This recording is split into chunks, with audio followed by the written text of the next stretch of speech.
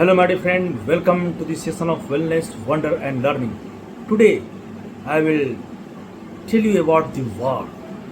What happens when nations are involved in war? What happens? My dear friend, war never brings peace to a country. It destroys in any manner.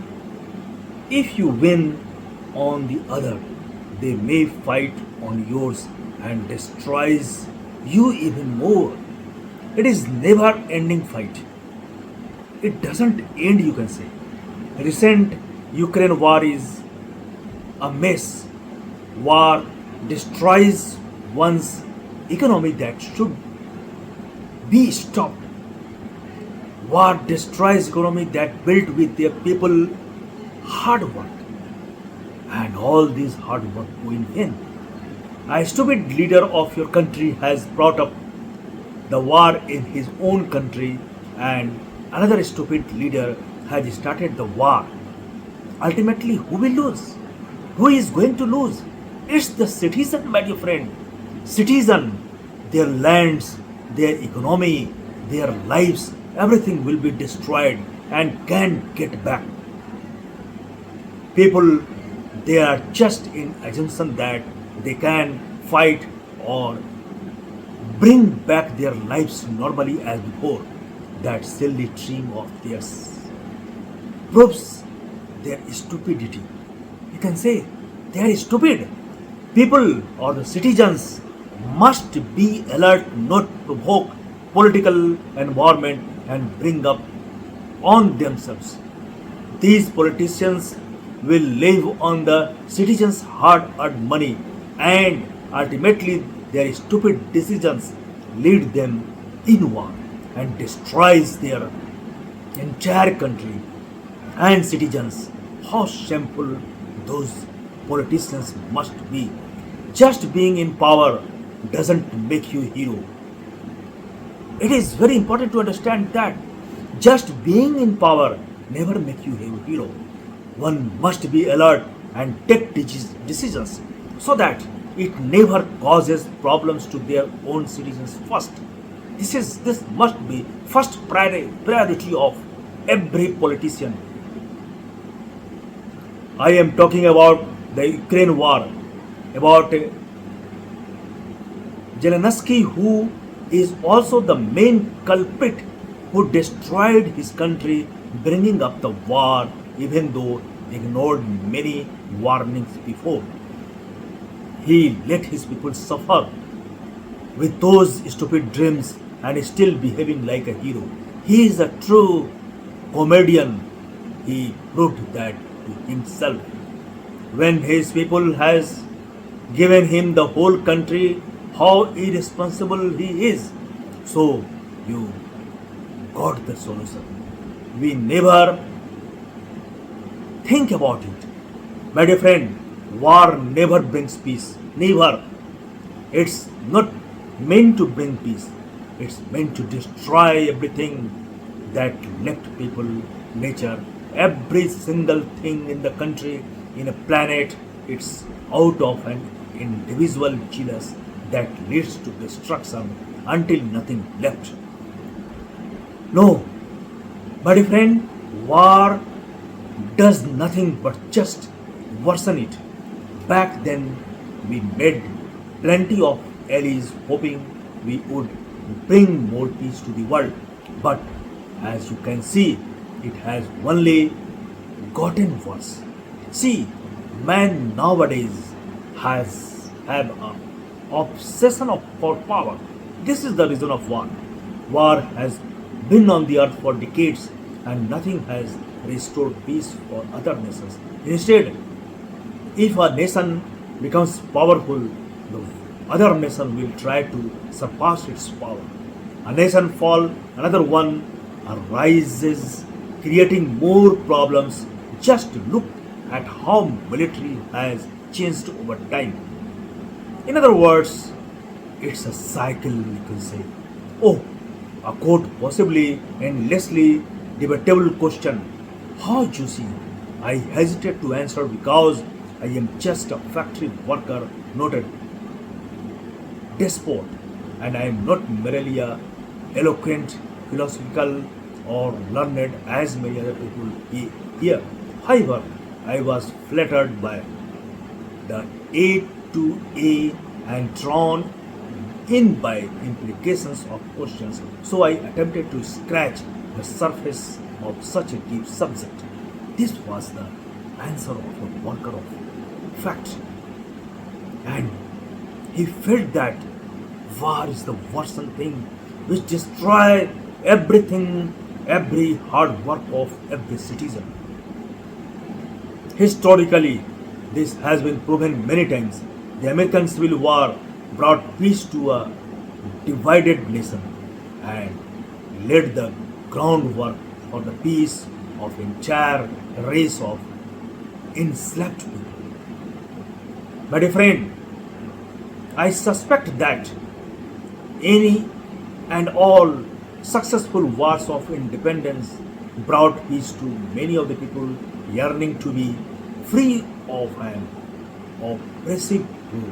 The second Persian invasion of Greece brought peace between many Greek city states who frequently quarreled with each other by giving them a common cause or enemy, directly leading to the Delian League alliance, which was a short-lived alliance, possibly due to the greed of Athens. However, it ended with Sparta defeating Athens in another war to dissolve the league and bring about, you guessed it, peace.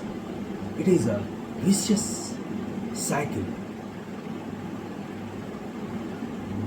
World War II certainly brought peace to the many people in France and England.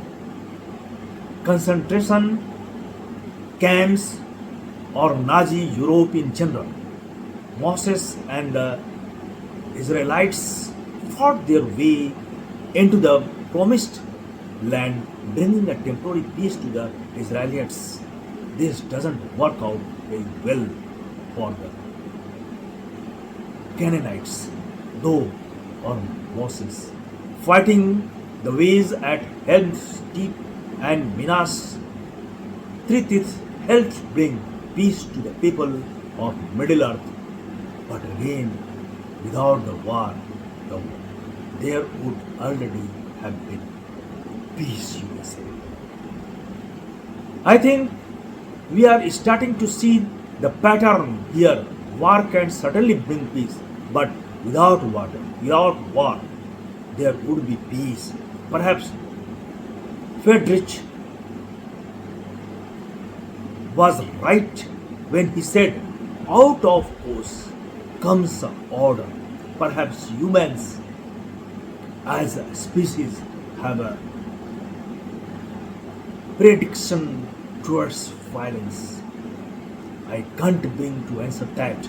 Some devout Christians want to fight a war of terror and kill the Islamic extremists.